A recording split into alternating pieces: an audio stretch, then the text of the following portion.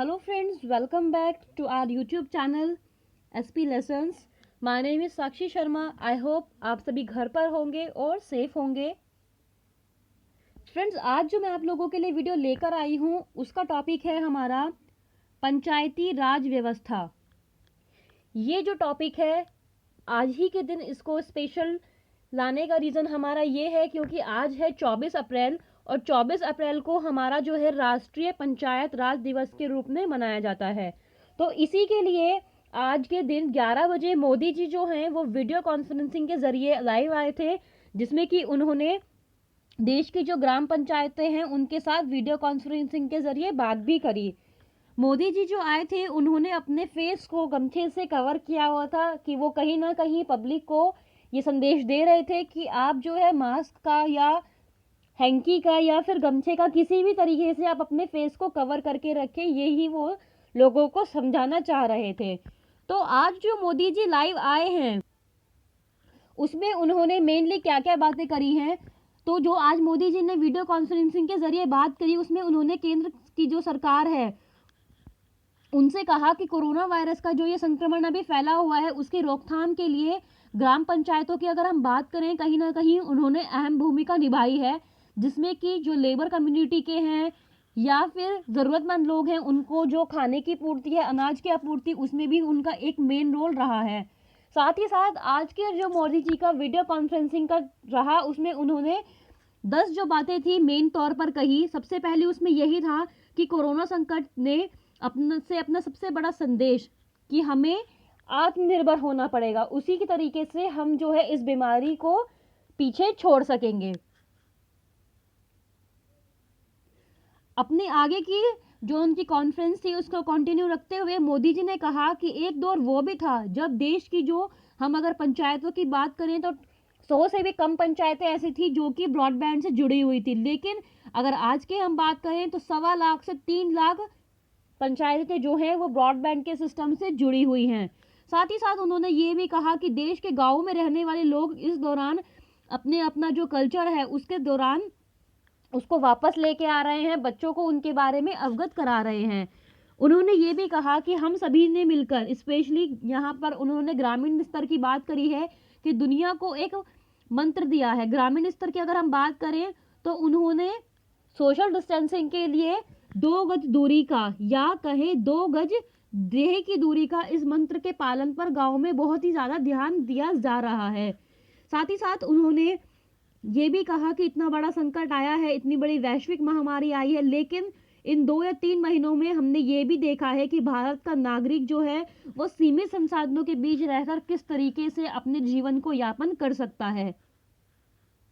आगे उन्होंने अपनी कॉन्फ्रेंसिंग को कंटिन्यू रखते हुए ये कहा कि कोरोना जो है, या अगर हम पंचायत के लेवल की बात करें तो पंचायत के सदस्य से एक बात करते हुए प्रधानमंत्री नरेंद्र मोदी ने कहा कोरोना की खासियत है कि ये खुद नहीं जाता बल्कि 2 गज की दूरी ही हमें इससे बचाएगी. और उन्होंने ये भी कहा कि आज के टाइम पर किसान जो हैं उनका स्वस्थ रहना बहुत ज़रूरी है क्योंकि वे हमारे अन्नदाता हैं और निस्वार्थ भाव से देशवासियों का पेट भी वो पालते हैं. और एक उन्होंने ई स्वराज पोर्टल और साथ ही साथ एक ऐप जो है वो भी लॉन्च कराई जाएगी जिसमें कि रूरल एरिया से रिलेटेड या रूरल लेवल पे रिलेटेड जो जानकारी होंगी वो मुहैया कराई जाएंगी. उसमें क्या क्या फैसिलिटीज़ होंगी, ग्राम स्तर पर अगर किसी को ये होता है कोरोना वायरस तो उन्हीं से संबंधित जानकारी जो भी होंगी वो इस पोर्टल पर आपको मुहैया कराई जाएंगी. उन्होंने ये भी कहा कि ड्रोन मैपिंग के जरिए जो है वो ग्रामीण स्तर पर जो है मैपिंग की जाएगी वहां पर. और हाल ही की अगर हम बात करें तो मध्य प्रदेश और उत्तर प्रदेश सहित टोटल 6 क्षेत्रों में ये जारी भी हो चुकी है. तो चलिए अब हम देख लेते हैं कि हमारी जो पंचायती राज व्यवस्था जो टॉपिक है आज का उससे रिलेटेड कुछ क्वेश्चंस जो कि आपके एग्जाम्स में बनते हैं. सबसे पहला क्वेश्चन है हमारा यहाँ पर राष्ट्रीय पंचायत राज दिवस. तो ये कब मनाया जाता है? 24 अप्रैल को. जैसे कि हमने आपको आज बताया ही है कि आज 24 अप्रैल है तो 24 अप्रैल को राष्ट्रीय पंचायत राज दिवस के रूप में मनाया जाता है. इसको मनाने का मेन पर्पस क्या है, उद्देश्य अगर हम इसको बोलें तो इसको मनाने का मेन उद्देश्य है क्योंकि आज़ादी से पहले की अगर हम बात करें तो वहां पर गांव में एक सरपंच होता है कि गांव में पंचायतें जो हैं वो तो पहले से ही चली आ रही हैं।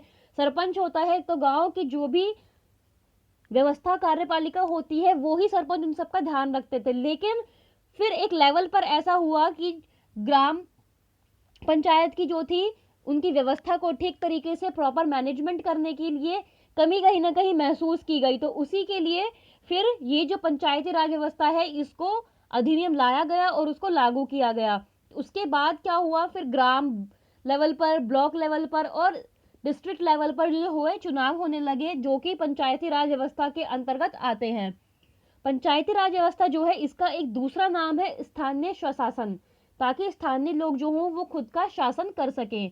क्योंकि पंचायती राज प्रणाली जो है इसको संविधान में वैधानिक दर्जा तो नहीं मिला हुआ था। बाकी अगर हम बात करें स्टेट लेवल की, यानी कि राज्य सरकार की और केंद्र सरकार की, इनको दर्जा मिला हुआ था संविधान में। लेकिन ग्राम पंचायत की अगर हम बात करें तो इनको वो दर्जा नहीं मिला हुआ था संविधान के अकॉर्डिंग। पंचायती चली आ रही थी तो इसी के लिए कोई व्यवस्था नहीं थी। उसी के लिए फिर क्या हुआ, ये संविधान में संशोधन किया गया। हम आगे वीडियो में बात करेंगे कि वो कौन सा संशोधन था जिसमें कि पंचायतों को वैधानिक दर्जा भी मिला। नेक्स्ट है, किस अनुच्छेद का संबंध पंचायती राज से है? तो इसका आंसर है आपका यहाँ पर अनुच्छेद 243 जो है वो पंचायती राज से है। हमारा जो संविधान है उसमें आर्टिकल 243 में प्रॉपर पंचायती राज व्यवस्था के सभी नियम कानून जो हैं वो उल्लेखित हैं। नेक्स्ट है, भारत में पंचायती राज व्यवस्था लाने के पीछे मुख्य उद्देश्य क्या था? तो भारत में पंचायती राज व्यवस्था जो है इसका लाने का मुख्य उद्देश्य था सत्ता का विकेंद्रीकरण, जनमानस को राजनीति से जोड़ना। सत्ता का विकेंद्रीकरण मतलब कि सत्ता जो हो वो एक ही केंद्र में ना हो, कि राज्य सरकार में या केंद्र सरकार में। क्योंकि राज्य सरकार और केंद्र सरकार जो है वो अपने आप में ही एक बड़े लेवल पर है। वो छोटी छोटी जैसे कि ग्रामीण स्तर पर या फिर नगर पालिका के स्तर पर वो उतना जो व्यवस्था है उन पर ध्यान नहीं दे पाती है। तो इसी के लिए कि वो एक राज्य या केंद्र सरकार के केंद्र में ना रहे, उनका खुद का स्वशासन हो, लोग भी उसका पार्ट बने। तो इसी के लिए जो है पंचायती राज व्यवस्था का अधिनियम जो था वो लागू किया गया। नेक्स्ट क्वेश्चन है यहाँ पर, किस संशोधन द्वारा पंचायती राज संस्थाओं को संवैधानिक दर्जा दिया गया? आंसर है हमारा 73वां संशोधन। 73वां जो संविधान संशोधन है जो कि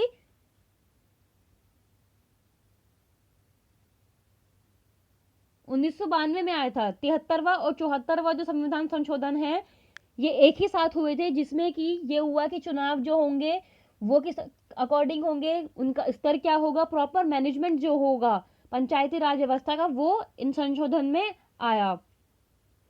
तो 73वां संशोधन जो है वो रिलेटेड है पंचायती राज व्यवस्था से और 74वां जो संशोधन है वो रिलेटेड है नगर पालिका से। पंचायती राज व्यवस्था जो है वो तो ग्रामीण स्वशासन के लिए हो गई और नगर पालिका जो हो गई वो शहरी स्वशासन के लिए हो गई। नेक्स्ट है, 73वें संविधान संशोधन में कौन सी अनुसूची को संविधान में जोड़ा गया था? तो इसका आंसर है 11वीं अनुसूची को। नेक्स्ट क्वेश्चन है, पंचायती राज संस्थाओं के निर्वाचन हेतु कौन उत्तरदायी है? इसका आंसर है राज्य निर्वाचन आयोग। यानी कि इसमें क्या है कि पंचायती राज संस्थाओं के लिए जो निर्वाचन होगा उसके लिए जो राज्य निर्वाचन आयोग होगा वो ही इसके लिए उत्तरदायी होगी कि जो भी निर्णय लिए जाएंगे वो राज्य सरकार के अकॉर्डिंग ही लिए जाएंगे। नेक्स्ट है, पंचायती राज संस्था का कार्यकाल कितना होता है? तो इसका आंसर है 5 वर्ष का। यानी कि जो चुनाव के बाद जो व्यक्ति इसका प्रतिनिधित्व करेगा, जो इस पोस्ट के लिए अपॉइंट किया जाएगा, वो टोटल 5 वर्ष तक उस कार्यभार को, उस पद को संभालेगा। जैसे कि लोकसभा में और राज्यसभा में भी कार्यकाल की एक अवधि है। नेक्स्ट है, पंचायत के चुनाव हेतु निर्णय कौन करता है? तो पंचायत के चुनाव हेतु निर्णय जो होती है वो राज्य सरकार द्वारा की जाती है। केंद्र सरकार जो है वो एक काफी बड़ा लेवल का है, तो इसके लिए जो भी निर्णय होते हैं वो राज्य सरकार के अंतर्गत आते हैं। वो राज्य सरकार की रिस्पॉन्सिबिलिटीज हो जाती है कि वो जो है निर्णय किस तरीके से करेगा, इसमें कानून और जो नियम होंगे वो किसके अकॉर्डिंग बनाए जाएंगे। नेक्स्ट क्वेश्चन है, किस समिति की सिफारिशों के आधार पर भारत में पंचायती राज का उदय हुआ था? तो इसका आंसर है बलवंत राय मेहता समिति सन 1957 में। जैसे कि हमने आपको बताया कि पंचायतें जो हैं वो तो आज़ादी से पहले से चल ही आ रही थी, तो उसी के लिए काफ़ी कमेटी जो थी उन्होंने अपनी अपनी सिफारिश करी, उनके अकॉर्डिंग उनके नियम कानून थे।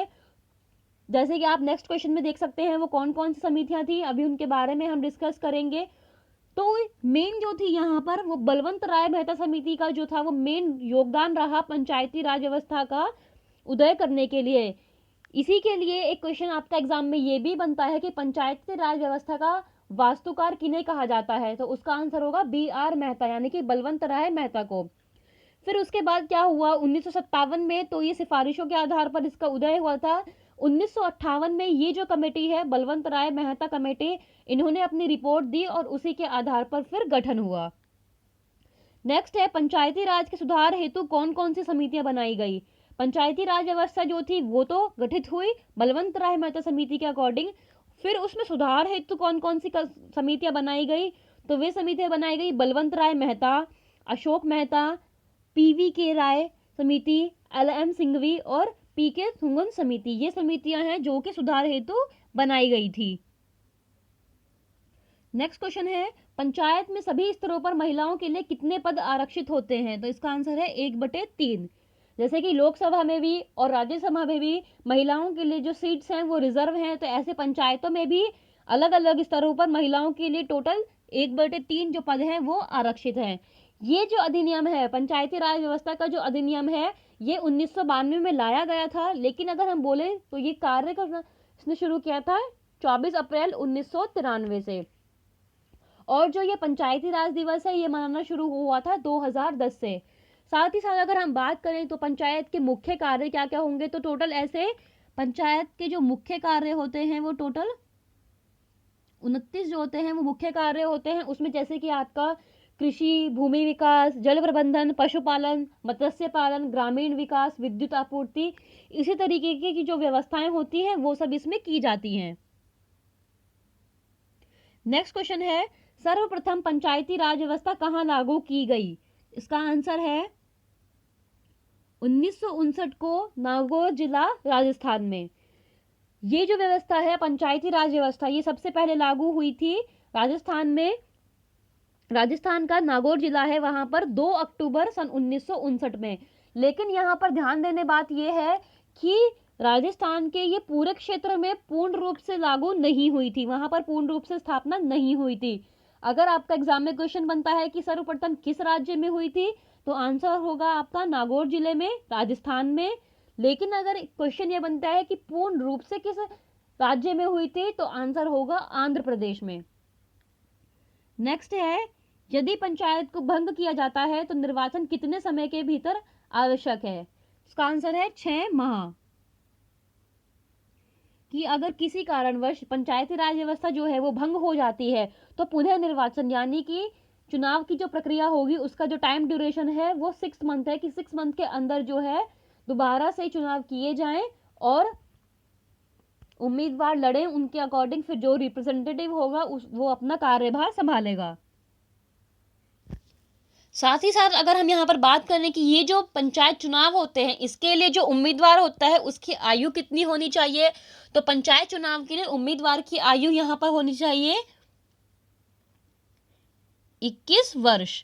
21 ईयर का जो वो उम्मीदवार हो वो उसको होनी चाहिए। जैसे कि लोकसभा में और राज्यसभा में भी जो उम्मीदवार खड़ा होता है उसके लिए उम्मीदवार के लिए आयु जो है वो निर्धारित है, तो इसी प्रकार पंचायत चुनाव के लिए उम्मीदवार की आयु जो है वो 21 वर्ष होनी चाहिए। तो फ्रेंड्स यही थी हमारी आज की वीडियो जिसमें कि हमने पंचायती राज व्यवस्था के बारे में जाना, उसके जो इंपॉर्टेंट क्वेश्चन होते हैं, साथ ही साथ मोदी जी ने आज जो 10 बड़ी बातें कही उनको भी जाना। हम कोशिश करेंगे कि इसी तरीके से अपडेट्स जो हैं हम आपके लिए लेकर आते रहें। आपको अगर ये वीडियो पसंद आई है तो आप इसको लाइक कीजिएगा, कमेंट कीजिएगा, शेयर कीजिएगा, हमारे SP लेसन्स के यूट्यूब चैनल को सब्सक्राइब कर लीजिएगा। Be safe, stay at home. Thank you.